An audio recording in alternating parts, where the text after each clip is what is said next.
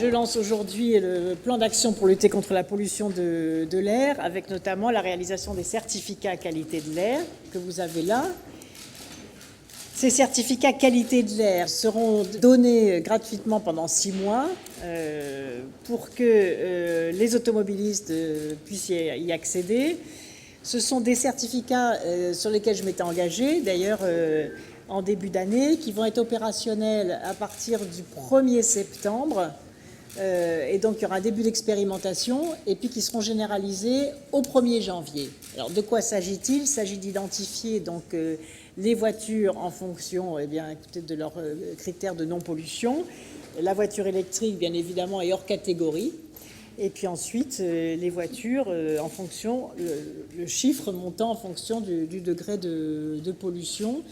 Et ce dispositif va permettre aux voitures les plus propres de bénéficier des avantages qui viennent d'être créés dans la loi de transition énergétique pour la croissance verte, puisque désormais il y a une base légale pour que les maires décident de donner des avantages en matière de stationnement, en matière de circulation, en matière d'accès aux zones à circulation réduite qui viennent d'être créées dans la loi de transition énergétique, en matière lorsqu'il y a aussi des gestions de pics de pollution, etc. Donc l'idée, c'est vraiment de changer la civilisation de la ville par rapport à la pollution et de donner aux municipalités, d'ailleurs dont je salue le travail et l'engagement, parce qu'elles font déjà beaucoup pour prendre à bras-le-corps ce problème majeur de santé publique.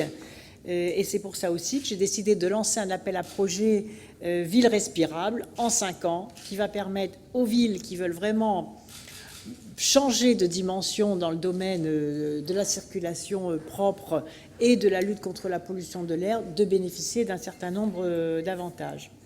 Donc l'occasion aujourd'hui est saisie parce qu'il y a la réunion du Conseil national de l'air que préside Marcel Sadier, qui est ici présent, et qui va justement permettre, puisqu'il rassemble l'ensemble des forces vives du pays, collectivités territoriales, différentes associations, etc., donc de donner un avis, de permettre de finaliser parfaitement ces initiatives et cette nouvelle réglementation qui vise à faire ce sur quoi je m'étais engagée, c'est-à-dire mettre en place une politique volontariste et déterminée sur la question de lutte contre la pollution de l'air.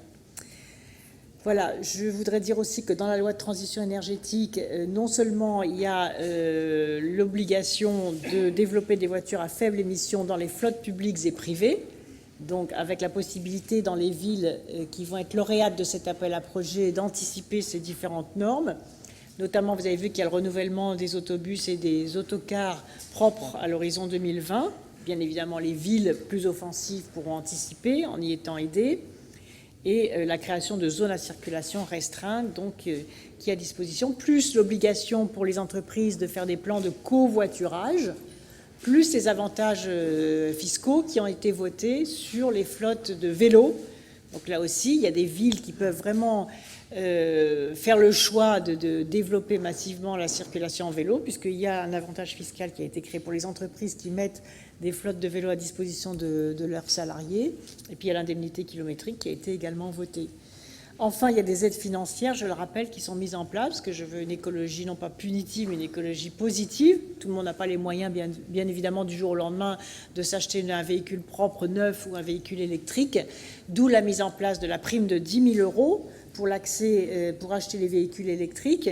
Depuis le 1er avril, ce bonus de 10 000 € est opérationnel contre la mise à la case d'un vieux véhicule diesel. Il y a un soutien à la profession agricole pour lutter contre la pollution de l'air, des produits phytosanitaires et des pesticides, et pour limiter, voire interdire la diffusion aérienne et